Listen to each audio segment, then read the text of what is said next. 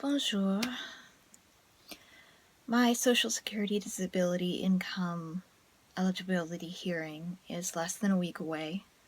It's August 23rd at 12:15 p.m. This has been a very stressful time to go through, and I have a lot of thoughts that I want to share right now just about this experience. And it may sound a little bit problematic, because I feel that we shouldn't compare oppressions in the Oppression Olympics. It tends to disregard what people say about their experiences in favor of those of whoever is making the comparison. However, I still notice these feelings and thoughts in myself watching and listening to transgender YouTubers whose work I really, really enjoy and appreciate. But I, at the same time, I'm having these reactions. They're not rational, they're not logical. So here's what it is. I don't have trouble going to the bathroom. I recognize that I'm a cisgendered female. I have that privilege that I don't have the issue of not feeling safe going to the bathroom. And that's a major thing, especially here in North Carolina, famous for its HB2 or bathroom law, where it was actually passed into law that people have to use the bathroom that is gendered with the gender that they were assigned at birth.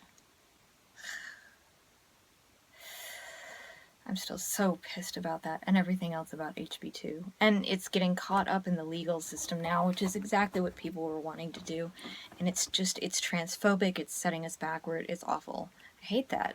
So I have I have bathroom privileges. And I don't feel like I'm the wrong gender.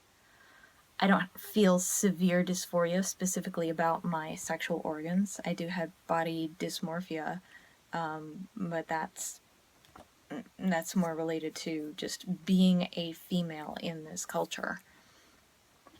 I'm not stuffing myself into breath-robbing binders that damage the spine, or living in constant fear of not passing, and of transphobia and street harassment for that. I mean, I get street harassed as a female, but not to the degree that transgender people do. I'm not undergoing painful surgeries or struggling to pay for hormone treatments or other expensive medical procedures. At the same time, I know that my disabilities have made me a target for harassment, violence, and sexual assault more times than I can count. I'm living homeless because of my disability. I'm unhappy with my body, and there's no cure.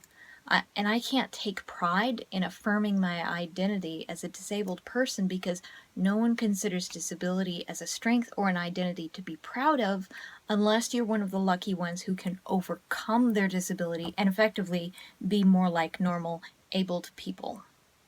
Which is really fucked up if you think about it. When I hear trans YouTubers talk about their discomfort with being asked about details of their transition, whether they're on hormones or what surgeries they've had, it just really gets me. And again, I don't want to make comparisons, but it does call up for me. It reminds me of how triggering I find it when people ask for my diagnoses and start recommending treatments or asking me if I've tried them, because people routinely do judge whether my disability is valid, just as these questions of trans people often lead to questioning the validity of their gender and their needlessly personal and invasive questions. I always feel like shit after disclosing details in defensive responses to these questions. I really hate that it's an ingrained defensive reaction in me and that I can't seem to change it. I hate that I'm trying to prove constantly to the world and to individuals that my disabilities are real, that my experiences and needs and feelings and pain are real, and I'm not making a lot of progress. I'm really angry and tired of not feeling myself represented whenever disability issues are discussed, because most often it's someone in a wheelchair who's talking, especially, or some other visible disability who gets to write the articles, who gets to record the videos, who gets to come on as a guest and talk about disability issues.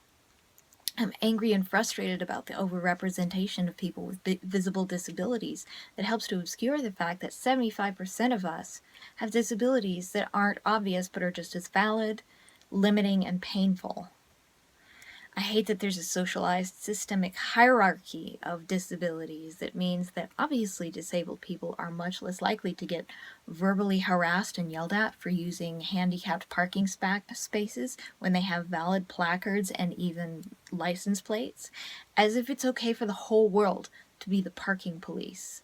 And how terrifying is that if you're disabled and alone and using the parking space, that some able-bodied person comes up and screams at you. And this happens a lot. A lot. We should be talking about how not okay this is. I hate the discussions of access needs focus exclusively on people with visible disabilities, and too often the invisibly disabled are just excluded from all those discussions to begin with. I hate that there's this belief that we should be able to overcome these things that leads well-meaning people to continually give me advice to try to fix my problem without even grasping one iota of what it's like to be me and to have lived with these problems my entire life. I hate that people seize upon anything that I successfully do one time as proof that I actually can make a living. This just reinforces my fear and anger and dysmorphia and everything, and my fear and anger around Social Security disability, wanting to invalidate my identity and make my life even more miserable and unlivable and unsustainable because I can't get my basic needs met. I'm tired of spending all my time educating people just to talk to them. I'm tired of never feeling safe. I'm tired of having my pain dismissed and disrespected. I'm tired of having so few options and having to fight with what little energy and resources I have just to survive. I'm tired of the cultural narrative that says that I'm just lazy. I'm tired of being treated like I really could succeed if I just tried harder and pulled myself up by my own bootstraps. I'm tired of how triggering that is and how badly I damage myself every time I try.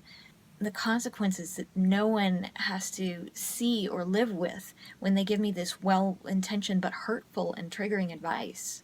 I'm tired of how little people understand about their privileges as people able to sustain gainful employment, or the realities of what it actually takes to do that on an ongoing basis, and how complicated and intense the number of factors are that go into holding a job. I like to use the metaphor of how long could you hold your breath to save your life? How long could you run flat out to save your life? How long could you defend yourself against an attacker to save your life?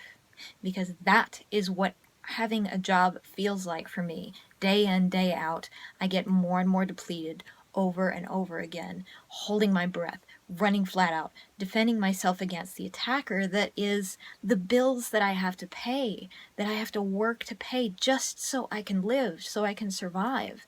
And I cannot work that much. Yes, every once in a while I can do something, I can perform, and someone will say, well, yeah, people would pay for that. But you don't get it. It's not like, I just do this one thing and then magically I have enough money for the rest of my life. That's not how it works.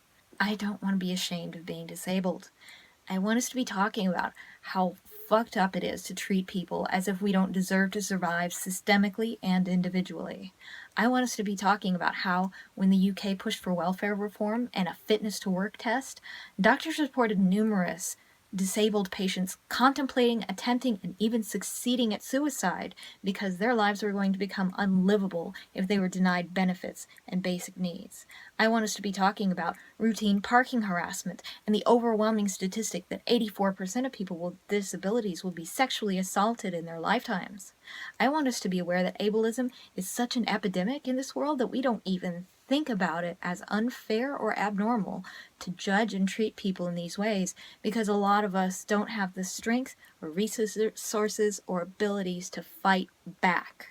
I really appreciate everyone's loving support of me through this. So many of you have reached out to me, and thank you so much. It means so much to me.